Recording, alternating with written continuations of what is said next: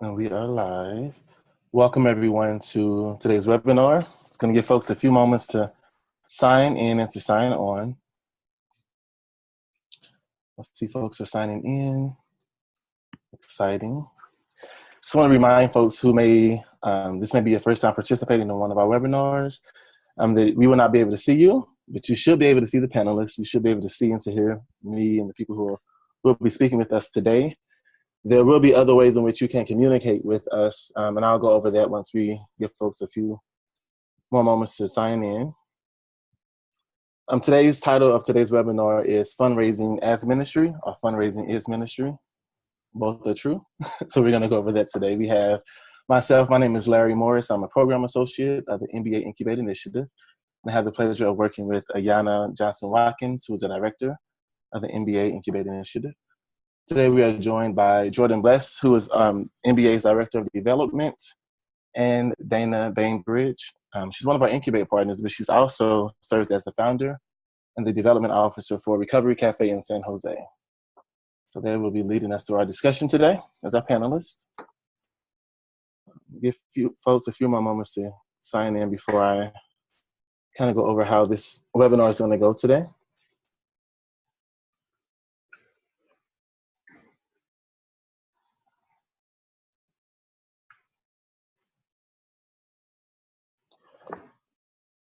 And while folks are signing in, I'm going to just remind people that we do record these webinars.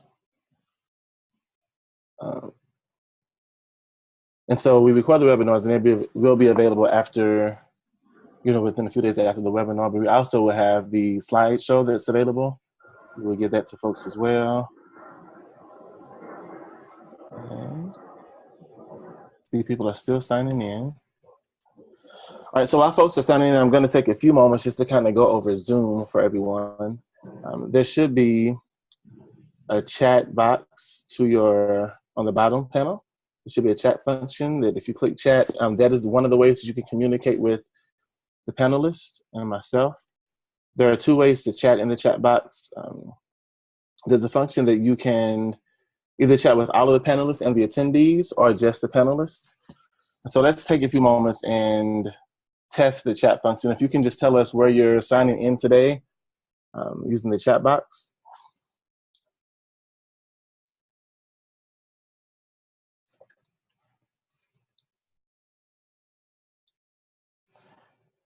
Great. As you see, Kate that's coming in, Kate West from Belle Plaine, Iowa. Allison from Ohio, excellent. Casey from Dallas. Franchon, excellent, excellent. Good job, everyone. And there's also another way that you can communicate with us, and that is raising your hand. Now, I think the hand function is at the top by the gallery view. I see Pete from South Carolina. So the hand function should be at the top by the gallery view. You can press that and you can raise your hand. If it's not there, it's also on the bottom in the panelist box. I see Pete raised his hand. Good job. Excellent. There are others. Yes, Franchon, Colleen, excellent. So people are finding that function as well. And another way you can communicate with us is to use the Q&A function on the Q&A box. And that is also on the bottom. It should be on the bottom of your screen. And we usually use the Q&A we have time for questions. And so if something is coming up, you have a question while the panelists are presenting, you can use that box to ask your question, to write it down, and then we have the option of answering it with the whole group or answering it individually. So this is another way that you can let us know if you have any questions. See, folks are still typing in the chat box, which is great. Ashley from Dallas, welcome. And we will use the chat box as well. If you have any kind of technical difficulties or technical issues, if you could let us know in the chat box, that way we can see if other folks are having similar issues and we can kind of troubleshoot that way. I also want to acknowledge Rebecca and Casey from NBA as well. So let's see. So if you can, if you have the Q&A box, if you can just type something in there so we can make sure that that is working. Maybe tell us just a hello, hi, or something like that, so we can make sure that that is up and working for everyone. A lot of folks are still doing that. We also have the options to do polls. Kate West. Hey, Kate. Excellent. I'm going to put a poll up on the screen. It has a couple of questions. And the first question, so we're kind of interested in what kind of organization or project you are representing today. And the second question is about your current fundraising goals. So I'm going to launch the poll and give folks a few moments to answer those questions for us.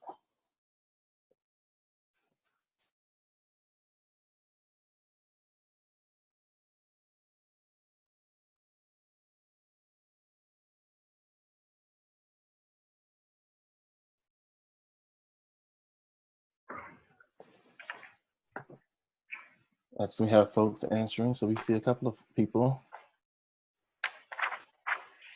answering those questions.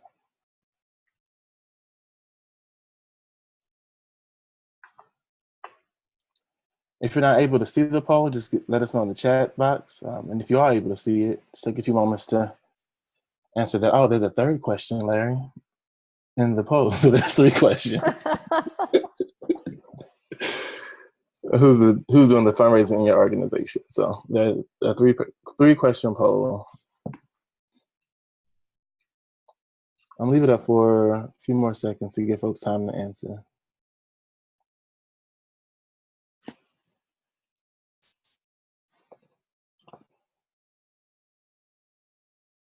And as a reminder, we will be taking some breaks throughout this webinar. It gives folks a chance to kind of ask questions as they come up for my panelists and gives our panelists a chance to respond.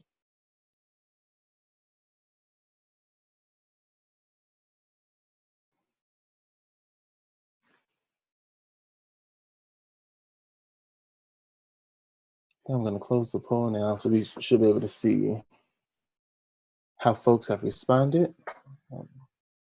Majority of people are here working in their congregations. See the fundraising goals and to see kind of how people are, who's on the fundraising in your organization. So at this time, I will turn it over to our panelists today. Like I said, we have Mr. Jordan Bles, who serves as the NBA's Director of Development, and Dana Bainbridge, who serves as the Founder and Development Officer at Recovery Cafe in San Jose. Thanks, Larry. And hey, everyone, I appreciate you taking some time out of your day to talk about fundraising. So as we get started, what I wanted to do at the very beginning was fundraising often gets thought about as something that we have to do for our ministry. But what I want to encourage you all to do is to start thinking about the fundraising that you do as ministry in and of itself. That's the place I'd kind of like to start our conversation this afternoon. There's a great quote that I love from Henry Nouwen, who wrote a little book called The Spirituality of Fundraising. You'll see it up on your screen now, but he says, in fundraising as ministry, we are inviting people into a new way of relating to their resources. By giving people a spiritual vision, we want them to experience that they will, in fact, benefit by making their resources available to us. That we truly believe that if their gift is only good for those who receive, it is not fundraising in the spiritual sense. But fundraising from the point of view of the gospel says to people, I will take your money and invest it in this vision only if it is good for your spiritual journey, only if it is good for your spiritual health. Now, in a previous life, I spent a couple of years doing fundraising in the political world, and I can assure all of you that not all fundraising is ministry. But that one thing I learned in that time is that folks have an awful lot of resources that they are looking to share with the world.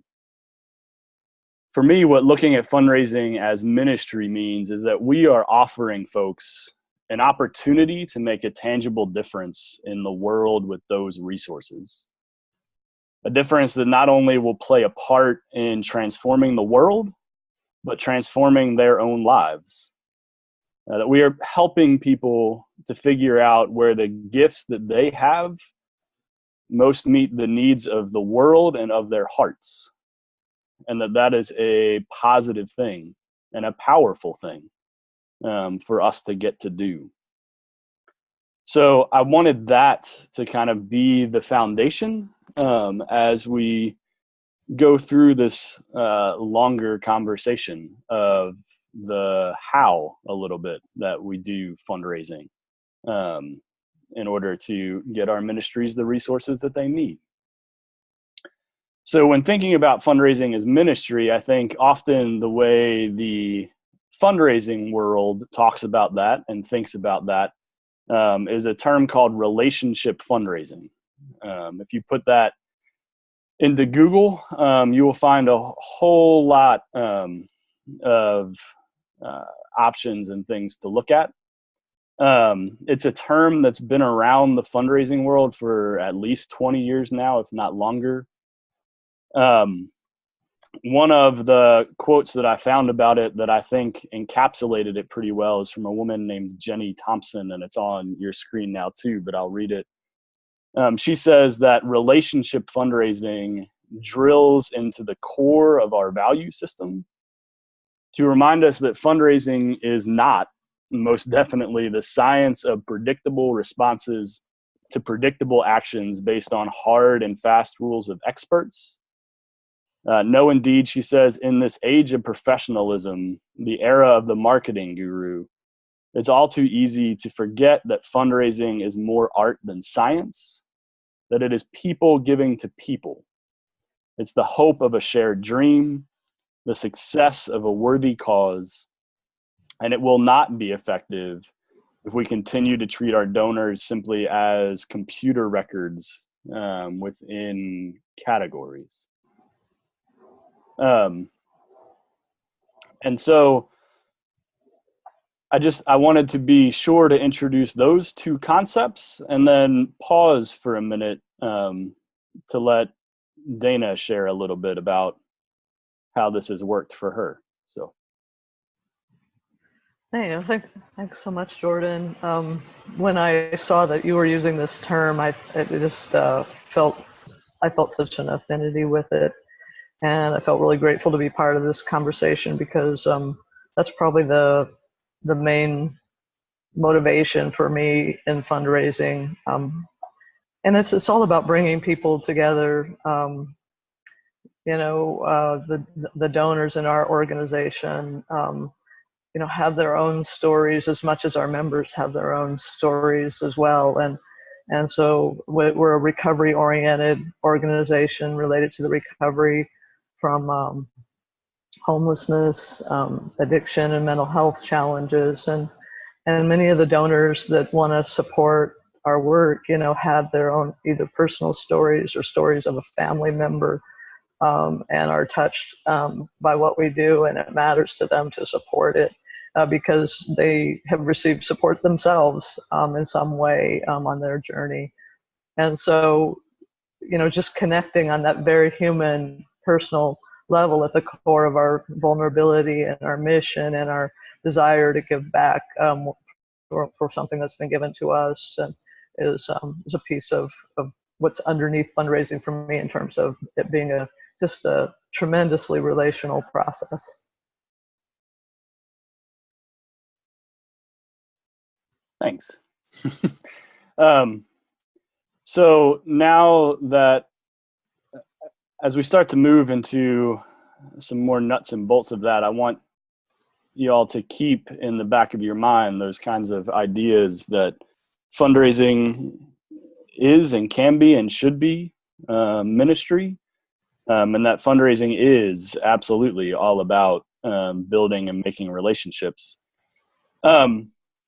So now that I've shared that quote with you from Jenny Thompson, who says that fundraising is more art than science, I want to talk a little bit about the science of how you can, some best practices, some ways that you can go about making fundraising work. So on the next slide, this is kind of a sketch of where we're going to go from here. Kind of the 4 pieces of fundraising that we're going to spend a little bit of time talking about. This is certainly not an exhaustive list. And so, I encourage you to ask questions as we go, to let us know if there are things that you're wondering about that we are not touching on. But we're going to spend a little bit of time talking about why it's important and what it looks like to make a fundraising plan. We're going to talk a little bit about the way you go about cultivating a donor. We're going to talk a little bit about how you actually make the ask once you've done the work of cultivating that donor. And then we're going to spend a little bit of time talking about foundations and seeking grants, and how that is both similar and a little bit different from the work of individual donor fundraising. So taking a look at making a plan, I want to mostly stress just that this is extremely important. Just like everything else that you do for your ministry, making a plan and working the plan is vitally important for the fundraising that you're going to do. Raising the funds that you need to make your ministry happen does not occur by accident, usually. We are not all going to stumble upon the next ice bucket challenge and find ourselves with more money than we know what to do with. Fundraising happens because you have planned for it to happen, and that you are working to make it happen. And so I want to stress that it is important to spend some time planning the how and the what, the when and the why of the fundraising work that you are going to do. A key part of any fundraising plan that I want to stress here is that it costs money to raise money. It costs some of your time, so whatever that is worth. It costs things like having a system and a database in place to track and contact your donors. It costs things like printing and mailing. So it's one of those, I want to stress for folks that you need to build into your budgets spending a little bit of money in order to raise more money. The other thing I want to stress is that as you are making a plan, to know what you have the capability to do. For some folks, that's getting out 2 mailings a year. For some folks, that is one major donor event that is the bulk of their fundraising. For some folks, they're sending out a mailing every month with emails every week. But what I want to stress here is that as you are building a fundraising plan, that you are building a plan that you can actually achieve, and not one that represents what you would achieve if you had all the time in the world to spend on it. And then that last bullet point, I feel like just kind of sums all of this up. To be prepared, to be ready to do the work, to be ready to make an ask, and to have it all planned and sketched out. The next slide has a little bit of a picture of what a fundraising plan could look like.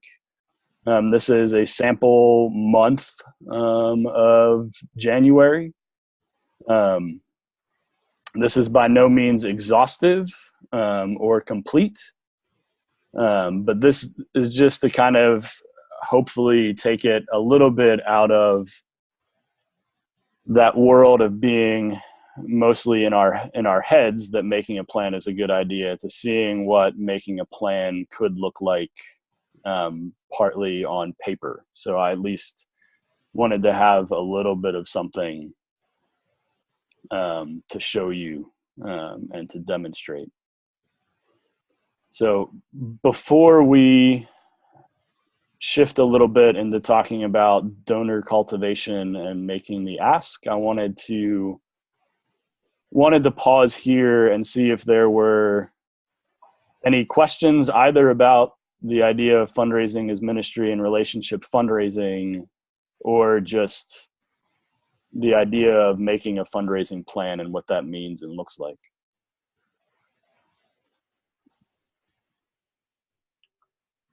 Once again, if you do have any questions or comments, you can type those into the chat box. So we give folks a few moments to do that.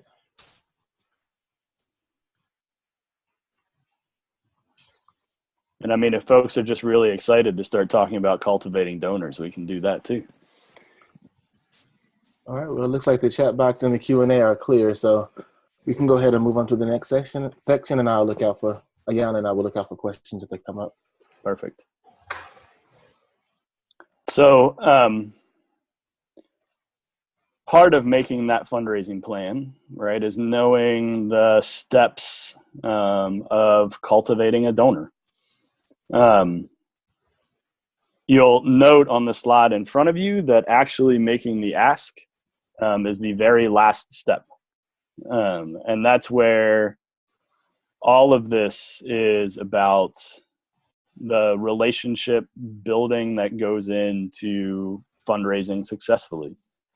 The first step, I feel like, is kind of obvious, right? You have to make contact with people, whether that's at events, in your congregations, because they've signed up on your website to receive information from you, whatever that looks like. You have to get in touch with people before they're going to be in relationship with you. The next step, I feel like, is probably the most important and could also kind of be in parentheses after all of these bullet points.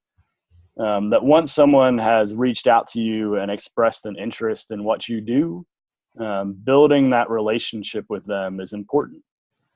Why are they interested in what you are doing?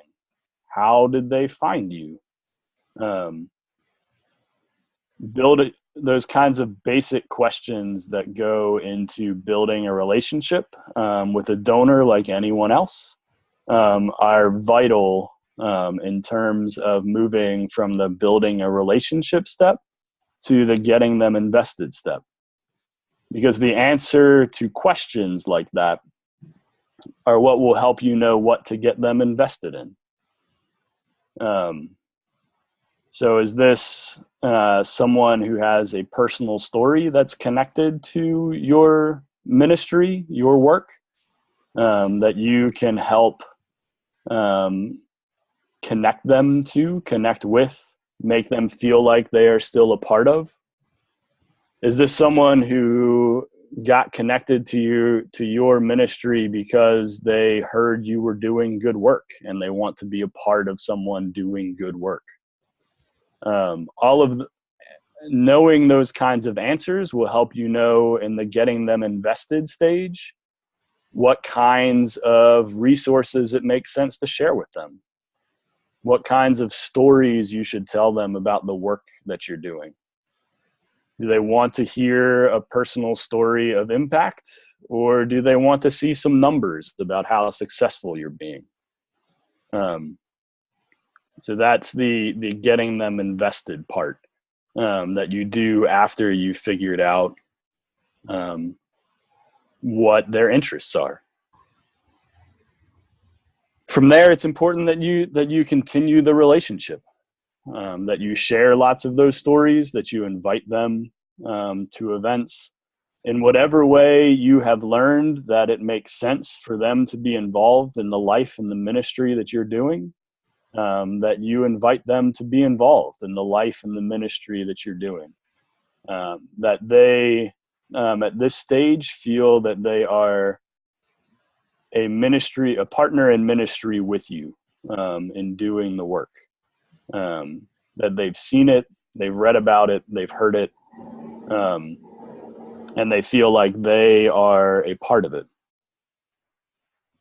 The doing your homework part is also quite important, especially as it comes right before the ask. And when I say doing your homework, this is the part that is building toward what you are going to ask for.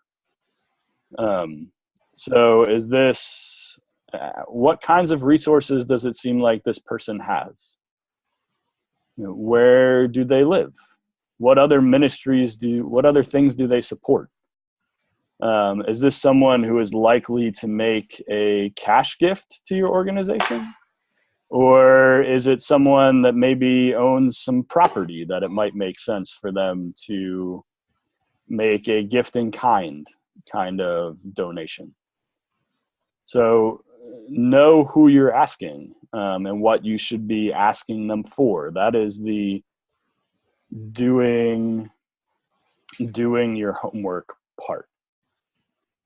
And then we get to the making the big ask part, which we will talk an awful lot about in the next slide. But before we get to that, I'm going to pause again for just a minute and toss it to Dana to share a little story about donor cultivation. So, thanks, Jordan. There's so many stories, but I'll just pick a couple anyway. Two that are kind of a little different from each other. When we were, envisioning launching the Recovery Cafe San Jose, we spent a couple of years raising enough money to have a year and a half's worth of funds in the bank before we opened. And so we were doing, a lot of fundraising then. And there was one person in the community that was a well-known philanthropist that was really very publicly in recovery. He was also very publicly involved in lots and lots and lots of charitable causes, and a very busy man. And but I really wanted to meet him because I felt he could really be a significant influence in getting us off the ground, and because his own personal story was so amazing.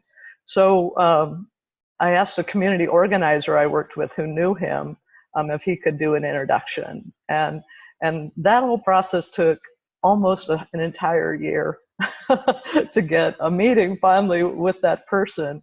And when I finally did, it was over pizza at an Italian restaurant with some of his recovery group people, and he asked me how much did we need, and this was my first big ask, and I had not really cultivated this donor at all. It took so long to meet him. I was afraid I wouldn't get another chance to ask him. So I asked him, and some of our board members and I discussed this. I asked him, I said, well, how about $100,000? And they all laughed because this was my first time to meet him and all. But they were all very kind, and he actually became my mentor in many ways, teaching me how to build relationships over the next year or two. And he became a person who did support us, significantly, but supported us more than with his own dollars by connecting us with his own philanthropy networks. He took an amazing amount of time to send out letters to his a large email list with an amazing list of donors on that list. And he gave us that mailing list and many of the people, and he sent it out on his own stationery, and people opened it because it was from him. And then they sent their checks to us, and then we had their connection. So he was very wise about that and very generous, mostly with his time and his willingness to support us and teach us and help us get off the ground. And so that was just a great relationship that we still have and values so much. And then the second one I want to tell you about is with a man who has a large family foundation in the Bay Area, and very humble person. And we met him through a nonprofit partner we were working with, and we together wanted to start a transitional housing unit in our building, and they got him to fund the renovations. And that was, for him, that was not a large gift, but it was for us. And after we got that transitional housing area open and running and everything, I invited him back to come down and have breakfast with all the residents. And so we sat in the housing common room and had coffee, and everyone just went around and told their stories about how much being in the housing off the streets really meant to them. And they were able to just personally thank him for his support in getting the housing open. And then we went on we continue to have a relationship with him and his foundation now 7 or 8 years later, and they've given a major gift to the Recovery Cafe every single year. And this year gave us a multi-year $25,000 commitment a year for our challenge gifts. And so just having that relationship over time, continuing to involve him with the results and his whole family, actually, because it's a family foundation, has just been a really powerful relationship with us. And he eventually actually passed the donation part onto his sister in the family, who herself has had her own mental health struggles. And she came and visited the cafe and spent like half of a day here. And we had the most amazing interaction between us. And I think that's really how we got the multi-year gift, because that relation has just grown deeper and more personally significant, over this period of time. So we're actually looking forward to going back. Now we have a big plan to go back to the foundation, which is not just the family gifts. We've been getting the $25,000 gifts are little for them. And we hope to take the whole Recovery Cafe network to put a proposal into their foundation, which funds large, scalable, replicable plans, and look to start 3 new recovery cafes in the Bay Area, and seek their help in funding that. So this is how we've been able to kind of grow that relationship over the years, and we'll see how it continues to grow anyway. But it's very powerful to just be in that kind of relationship with that foundation and that family. Thanks, Jordan, I love this part of the process. But I just wanted to highlight making the big ask. It's an awkward thing, and I feel like my first one was, I laugh so much at it now. Well, and I mean, what I appreciate, and the donors are so gracious sometimes in many ways. They will teach you, if you don't know. Well, and I think what I appreciate so much about those 2 stories are just how vastly different they actually are in terms of of how the donor cultivation process went, and what it looked like and what it meant. So yeah, 2 success stories that definitely, while there is some science behind it, there's an awful lot of art and finesse to the relationship process, which is fabulous. I think we are at another point where we're going to pause for some questions. I think I have seen 2 come in the chat box. Is that right, Larry? Yes, we do have 2 questions so far. The first one is from Allison, and it's a question, her question is about plans. She asks, how far in advance are the plans usually? A year long, quarterly, or something else? So my short answer for you, Allison, would be whatever you find works for you, but that's probably not very helpful. So I'll say, I mean, the way that I've found that it works best for me is to have annual plans that are sketched out, but that are often fairly broad. And I try to spend some time filling in the more detailed portions of them on a quarterly, or even in busier times, a monthly basis, so that there is at least a year-long plan and schedule in which I'm working, but that it's something that I come back to and make changes to on a quarterly or monthly basis, depending on how things are going. Do you have other insights on that, Dana? Yeah, and we have some, at least for us, we have some big anchors, which are two anchors each year that we do regularly. One is our annual fundraising big event in May, and then what we call our annual campaign at the end of the year. And having those gives you an opportunity to just build these relationships, and then people have an opportunity. We often try to, in fact, every time I think we've had a challenge gift related to each of those events. So you're giving people an opportunity to give and have their giving doubled. And so they feel the impact not only on the actual work and the personal impact in the people's lives of transformation, which is the most powerful story. But I think when you also give people the opportunity to, you've cultivated other donors that will match their gifts, that's a great thing.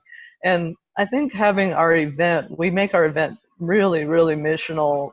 So it features our members and their stories. It features their music, their poetry, all that sort of stuff. And so we work really hard on that event. We almost work year round on that event in a way. And so by the time we get to it, we've invited table hosts who then access their networks. They're our most passionate people, and they access their networks, which grows, multiplies our networks of givers.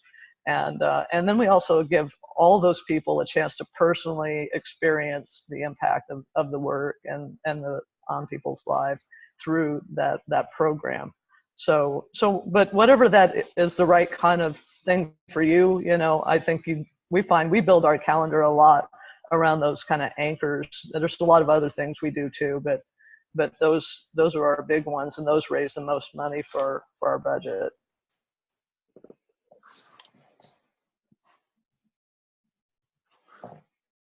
Did that kind of get at your question, Allison, or do you have other pieces to it? Awesome. And then I have a quick follow-up, and I know you're going to share resources at the end, but maybe if you know of any templates that may be helpful for people to kind of think about as they think about their year-long plan, or. And then the second question that we had came from Ayana, and I think Dana kind of touched on this a little bit, and she was asking if you could just define or talk about challenge gifts. So you touched on that a little bit already. I don't know if you want to add a little bit more to that, or if Jordan has any feedback on examples of when you all did like a challenge gift and kind of how that worked for folks. You want to start this one, Dana? Sure. So that's how we actually really work most with our major donors. Is we take those challenge gifts, we get what we've been able to do over the years anyway is find a couple of large gifts, and then we try to make the challenge an amount that stretches our audience or our donor base anyway at that whatever kind of campaign we're going to do around the challenge, or whether it's an event. And then so what we've come up with lately, a new strategy I'm kind of working on, is around those large gifts, trying to get a cluster of smaller gifts too, of around 2,500 or 5,000 or even 1,000 here and there, and pool those together for the challenge too, so that we can continue to, as our organization grows and as our pool of donors grows, that we can continue to grow the challenge if we can't find another major gift. And so that's just one of the approaches we're taking. But we find that challenges are really fantastic in terms of stretching people in terms of doubling the money you can raise. It's pretty amazing process that gets people pretty excited, and it creates this credibility that you have as an organization, that somebody has already invested in you, so people feel more confident about doing it as well. Thank you. Yeah, I just say if you've ever listened to NPR when they do their annual campaigns, you know what a challenge gift is, right? You make your gift in the next hour, it will be matched by a generous donor who has agreed to do that. And there's a reason NPR does them all the time, right? Because they work. So. All right, well, I think those are the questions that we have now. And I will say you had asked about a resource for fundraising plans, Larry, and yeah, if you on the last slide there will be some websites that I'll suggest you all go to. One of them is the Association of Fundraising Professionals, and they have some great templates for fundraising plans, so you can find those there. all right, well, we have one other question that just came in from Pete. And so his question is it best to have specific goals with purchase of finite items like kid backpacks, camp buildings, or services? I think I'd answer that, Pete, that it completely depends on your ministry. Those things can always be exciting goals for donors to rally around. So, you have a camp building that you need to raise a specific number of dollars to help fund. And those are great specific campaigns to do. I also always encourage folks to remember that you just need to do fundraising for your ministry in general, right? You got to keep the lights on. You've got to keep yourself paid, generally speaking. So,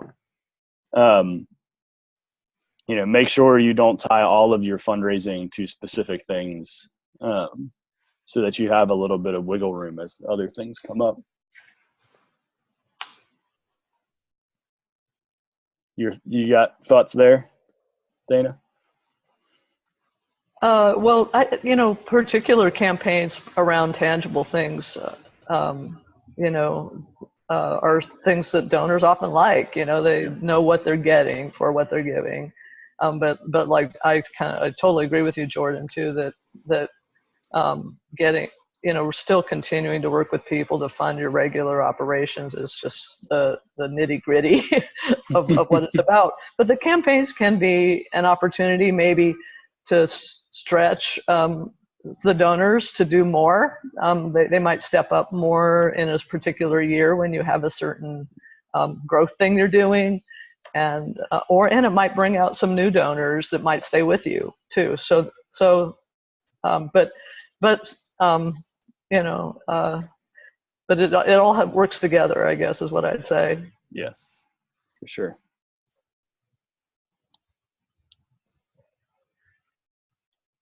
All right, well, I'll keep my eye on questions, and Ayana will do so as well if they come up again. So now that you all have done a fabulous job cultivating a whole bunch of donors, you need to make asks of them, right? Which is everybody's favorite part, right? Everyone got into the ministry that you're in because you love asking people for money, right? That's why we're all here.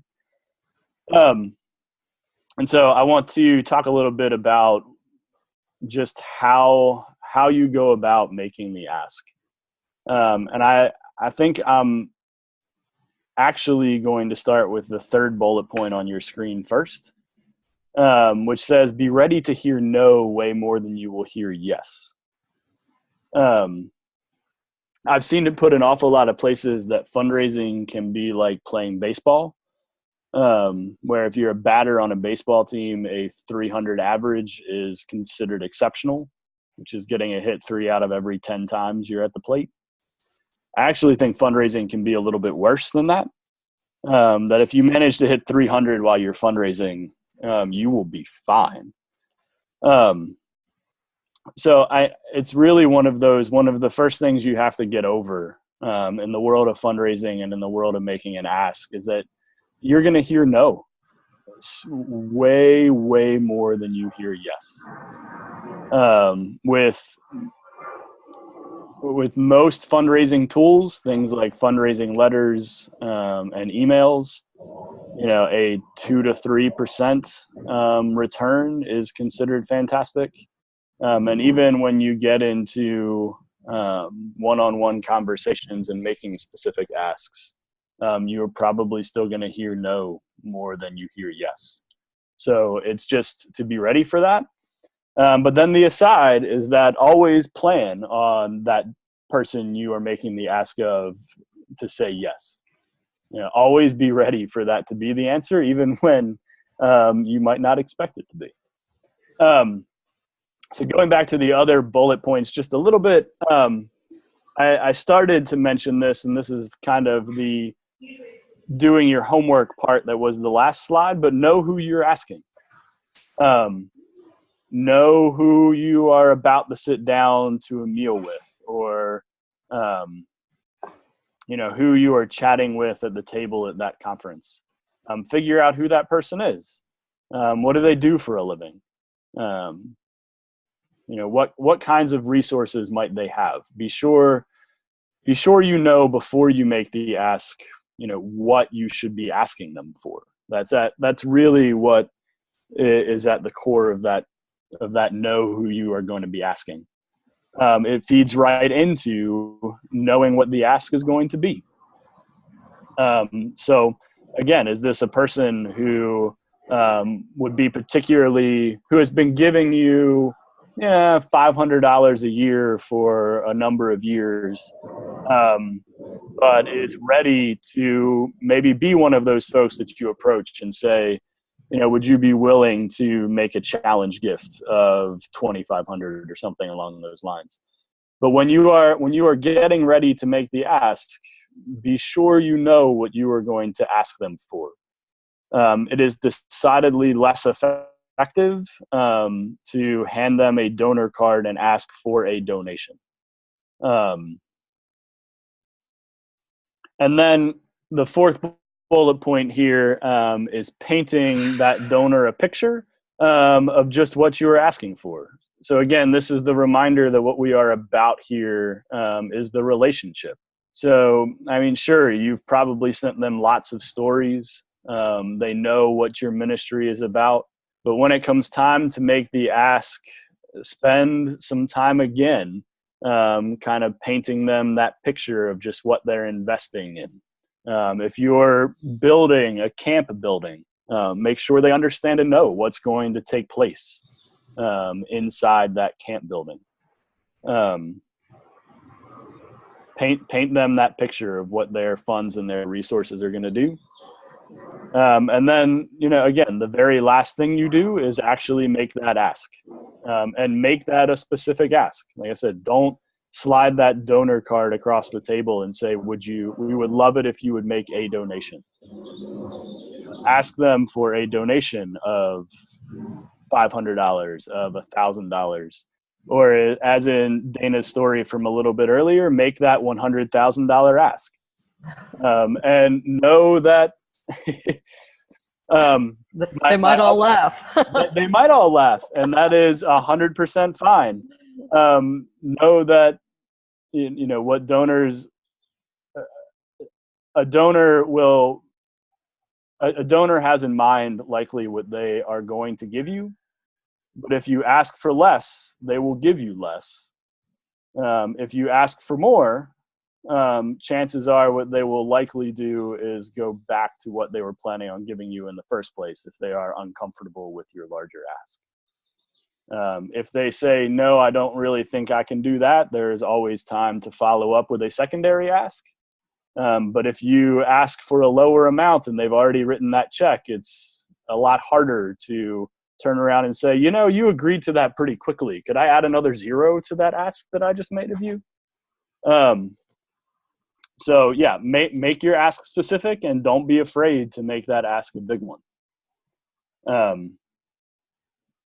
So those are kind of the basic things that I would stress in terms of making an ask, and I'll toss it to Dana again here for a minute. So, well, this is such an important thing, is actually asking. Sometimes it's easy to just get stuck in pitching, what we do, and not move to really specifically asking for a specific amount of support.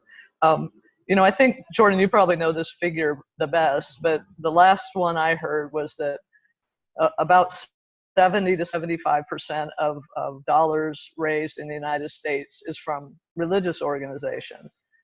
And the reason for that is because we ask every single week. We ask, we pass that offering plate around, we give information about how to give online, or we send we provide envelopes. We have all these ways, and we become so used to asking in that way that we hardly notice that we're asking. But we're asking it all the time, and that's why people, I think, give regularly, because they need to be asked. And I think a piece of this that I've been mentored about that's really helped me a lot is one of my colleagues focuses on the freedom of the giver. That the giver is free to say no. The giver is free, and then if you couch the question in a way that's just leaving them feeling incredibly free, then there's no worries. They're free to do whatever they want and to decide in whatever way they're going to use their assets. And so so a lot of people hate asking, for money. They just think, I had talked to another pastor once who was so passionate about the community work he was doing, that he said, I'd just rather have you torture me than make me go out and ask anyone for money. And it was really hard for their work, which was so beautiful, to get off the ground, because that was just such a painful thing for him to do. But I think I've made some peace with it myself, mainly more because I just feel like giving is such a beautiful thing. That why wouldn't we, as spiritual people, want to invite people to be more giving? And our members in our cafe who have so little, sometimes the way they give to each other is just amazing to me. That to live amidst a community and an affiliation of people who are all about giving is just such a beautiful place to be living. But there are times when people are a little offended about being asked, and my colleague Killian No founded Seattle Recovery Cafe, who's such a funny person and who was always so free to ask people for support. She says, if you're walking down the street and people see you and they jump into the bushes, you're probably doing it about right, because they're afraid you're going to ask them for something else. But the main thing, I think, is what we all can do, because we believe in it so much, is just share the impact of our work and the transformation of lives and of the whole community. And part of the transformation for me is for the community that has assets and wealth to be participating in lifting up the whole community too, to be fully participating in that. Because I believe, part of this has to come from our own conviction, because I believe that's so important and that's so true, that our community will only be as healthy as we are in our generosity and in the ways we share our resources as a community. So that's, we're just giving them a chance to be healthier with their assets. I think that's the way I see it. And many donors and philanthropists want to be, they've really, but they're very intentional about how they use their assets. They want them to be used well. And so if we can just share how we can do that, we can do the ask. The $100,000 donor, I just didn't pull that out of the sky. Anyway, the $100,000 ask. I knew he had given a $100,000 gift to another organization, and had given gifts at that level on a number of occasions. So anyway, I had done a little homework behind all that, and it wasn't a totally unreasonable ask. Maybe for an organization that hadn't even started yet, I don't know, maybe it was, but we found our way through that, and maybe over the years we've come somewhat close to that figure. Anyway, so. Yeah, no, you knew who you were asking when you made that ask, right? Yeah. So Larry, I think we're at a place where we can pause for questions again. I think the other thing that I'd just add to all of the pieces that Dana just shared is that most folks, especially if they are people who consider themselves donors, like folks that give to multiple nonprofits, multiple charities, things like that, are going to wait for you to ask. So make the ask.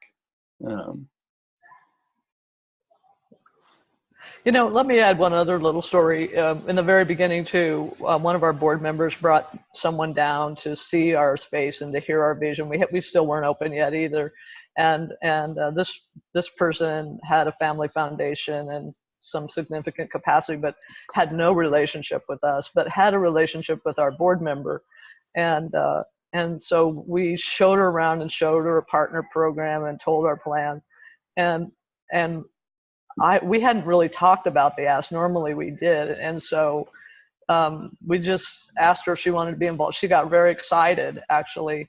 And she said, let me go home and talk to my husband about it. And then I'll get back to you tomorrow.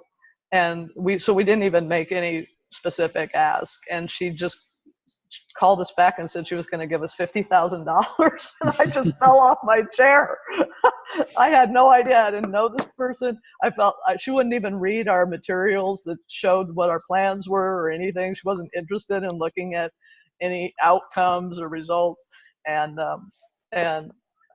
she never gave another gift and made it really clear that she didn't want to give another gift after that.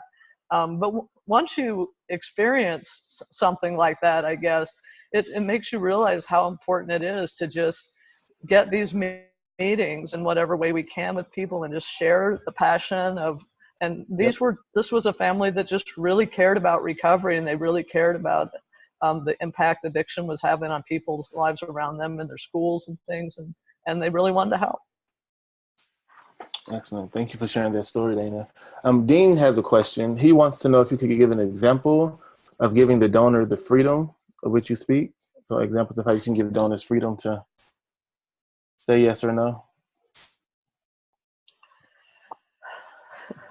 I mean, go ahead, Jordan. Yeah. I'd just say that a lot of that is, the relationship building process that you do beforehand.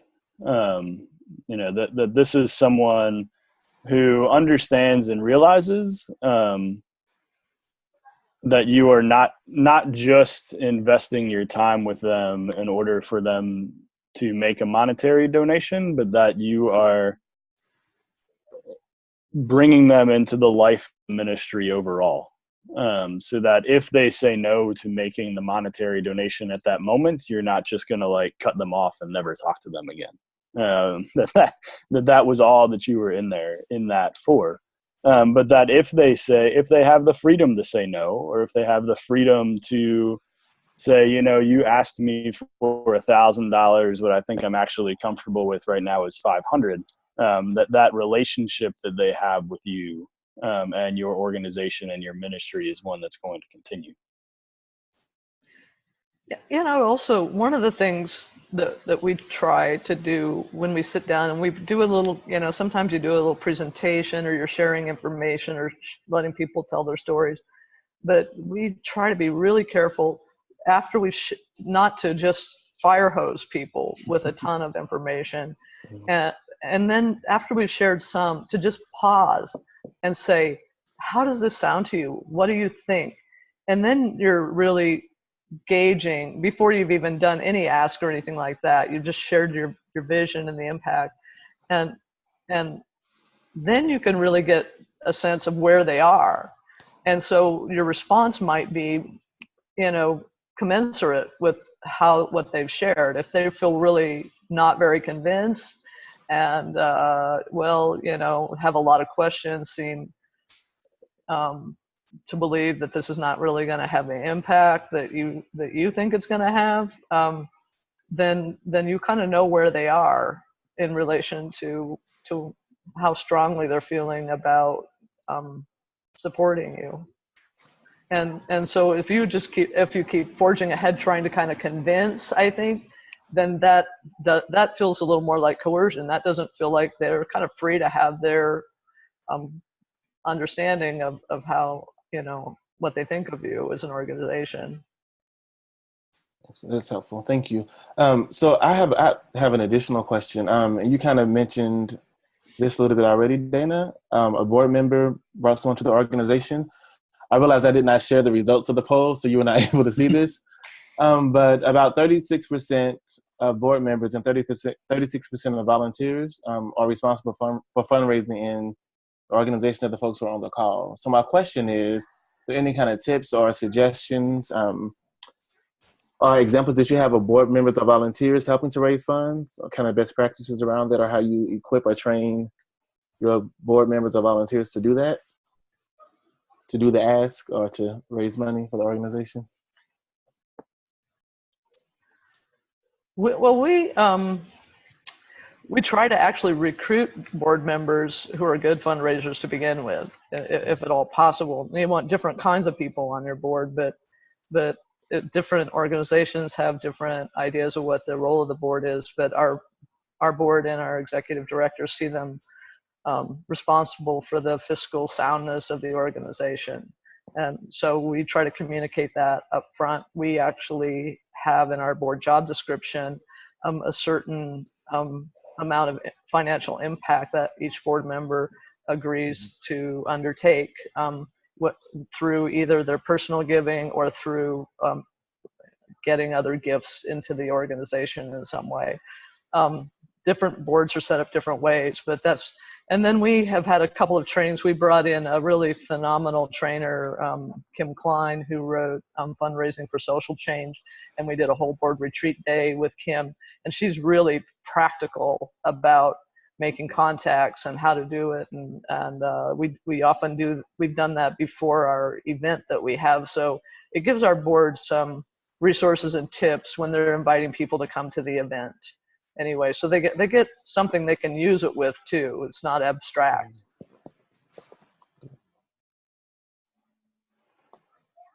All right. Well, thank you for that, Dana. We have about 30 minutes left in the webinar, so I'm gonna say that we can go ahead and move on to the next slide, and we can see if there are other questions at the end. I think we have a little bit of space for that too. Yeah, we should. So I wanted to spend a little bit of time talking about grants and about foundations. But the thing I wanted to stress, and that I think that you've probably heard a little bit already from some of the stories that Dana has shared, is that the work of getting grants and continuing grants with foundations is still primarily the work of building relationships with that foundation. So with that being said, there are just a couple of points and things that I wanted to highlight. The first one is that you focus. I think oftentimes people can go down this rabbit hole of applying for grants for things that they would like to do, or for things that they imagine that they could be doing. With the grants process and with foundations, I think it's important to focus what you are looking for on the work that you are actually doing or are actually planning to do. To have the grant piece be very practical, and I think you'll find more success kind of in that realm, in that world. It's also really important here to do your research or to do your homework.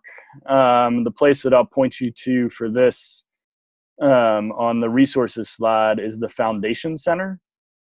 The Foundation Center is a place that you can subscribe to for a fee. It is also often available at public libraries for free.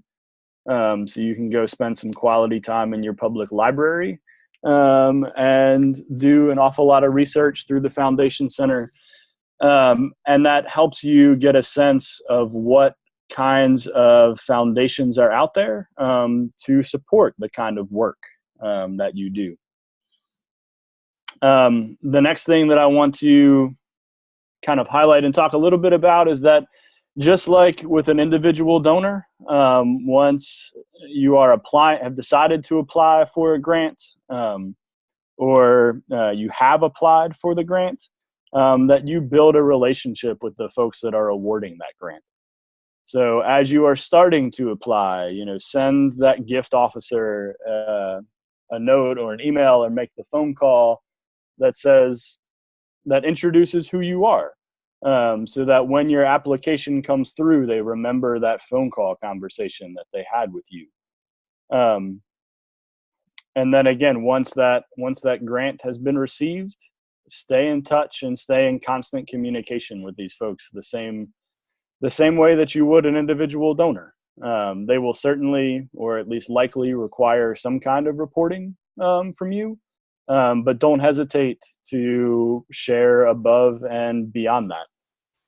Make that foundation, make that grant officer feel like they are an integral part of the work that you're doing. Beyond the Foundation Center and just kind of doing your own personal research, this is another place that it is fabulous to kind of work your networks. Use your board. What foundations and grants do they know that are available that they might be able to help you in terms of going out and getting? This is much like individual donor fundraising, the work of getting grants and building relationships with foundations is about tapping into the networks that you are connected to. And then finally, I would say here again, make a plan and work your plan. Figure out how much money you would like to raise from grants. Spend some time looking at just how many foundations might fund the kind of work that you do. And then figure out which ones might be the right ones for you to go after. And then plan how and when you're going to do that. So I could have done an entire separate webinar on grants and foundations and going after those, but I at least wanted to get some introductory pieces on that in here, and then leave plenty of space for specific questions that folks might have about grants and foundations. And I'll also just ask Dana if she has anything that she'd like to add from her experience and her work. I love that you're recommending the foundation centers. It's right up the road from us in San Francisco. So, and it's funny, if you just learn, we had this launch team. We knew nothing when we started. I had never written a grant, and most of the people on our launch team had not much significantly. But they just went out and learned everything, and somebody on our launch team found out about the Foundation Center, and they did some workshops in the area. And so our people on our launch team just started going to all these workshops and learning how to write grants, how to do the research, and getting subscription at these libraries that Jordan's talking about, where you can go, because the subscription is a little pricey. So we got into the libraries where you can get access to that database and would spend time there. I will say too, though, that you can spend a lot. We spent some time writing grants, and they can take sometimes a long time to write, and where we had no relationship and it was a long shot. And boy, getting really more focused on building those relationships and writing the grants that you're more likely to get will save you a lot of time. I mean, I'm not saying don't write them, but boy, you can spend sometimes a tremendous amount of time if you're just another piece of paper in a big stack of papers. But if somebody who's reading that knows who you are and knows something about and believes something in what you do, your chances are a lot greater. Your time will be used better.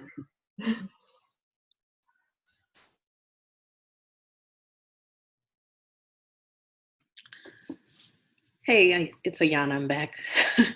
I've been here all the time, but I just want to jump in and add something there that I've learned just from having this position at MBA, is that sometimes getting to know grant officers or figuring out which people at a foundation or an organization are the ones who are actually making the decisions can feel pushy. And that's a cultural thing that I've noticed, that some of us have and some of us don't, just based on our own sort of social circles, our own ethnic culture, our own background stories, that we think, we don't want to put ourselves out there like that. We'll just let them read our application. We'll just let them see. And if they decide, then that's fine.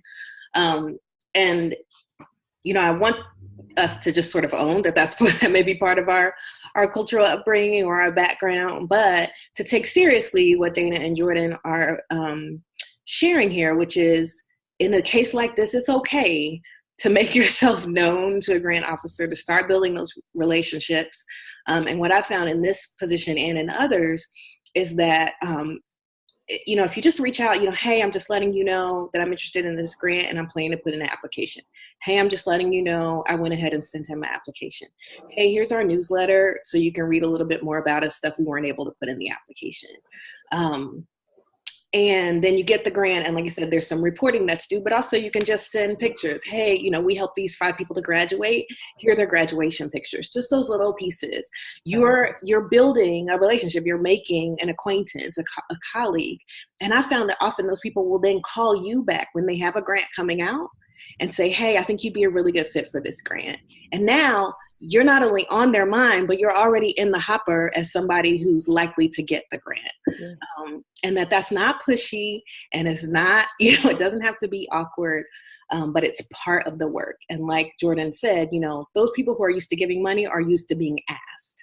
And so it can be really helpful there to sort of overcome the cultural hiccup and go ahead and put yourself out there in that world.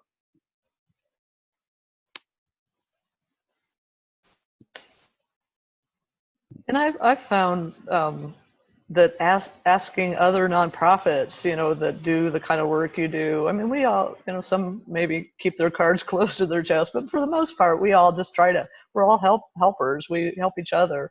And one of our partners has connected us with so many granting agencies. And introduced us and all in ones that she knows a lot. So if you can meet, like I have a few people that I see that are connectors. They just love to connect different people and different organizations, and they're really good at it. And because it's not this could sound like sort of cronyism or something, but I don't experience it that way.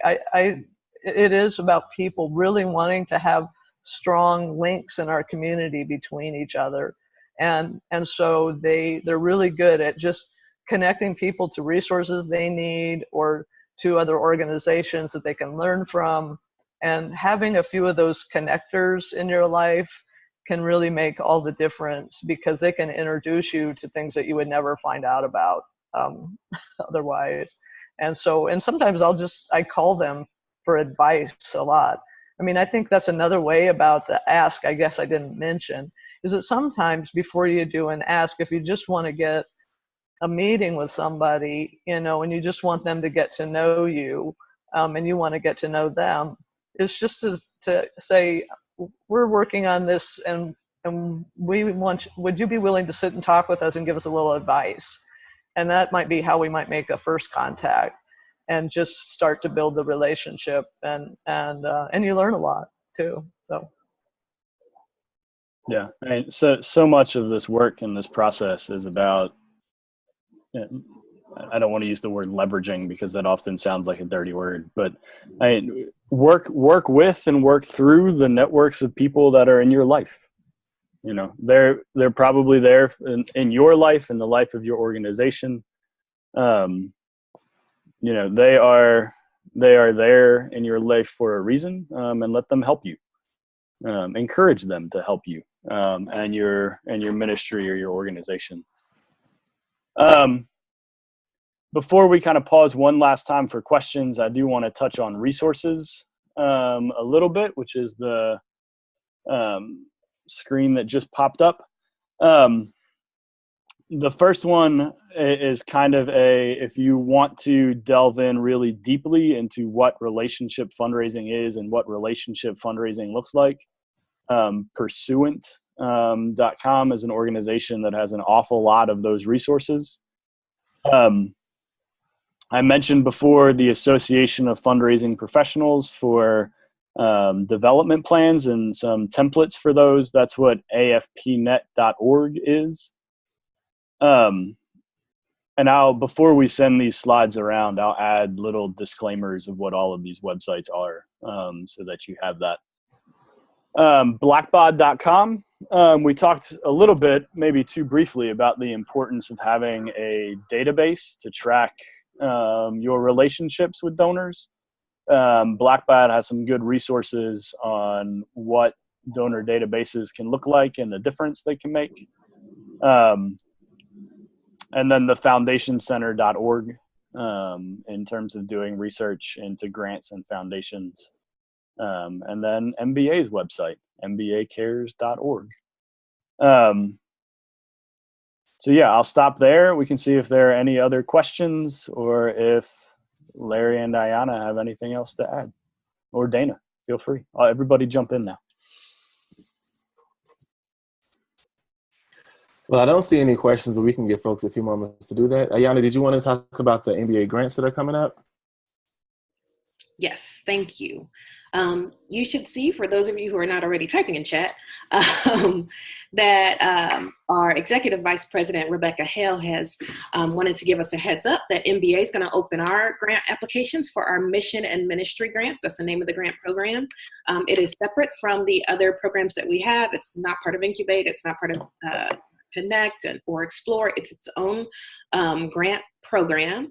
And it is grants specifically for either education opportunities for at-risk youth and young adults, or work with older adults. So if you have programs or ministries that fall into one of those two categories, please consider applying for one of our grants. Those grants, the grant applications will open up next week. And so you should check our social media and our website for those. The grants range from $1,000 for those who are just in the idea stage to upwards of $20,000 for those that are well-developed programs that want to move to the next stage of their work.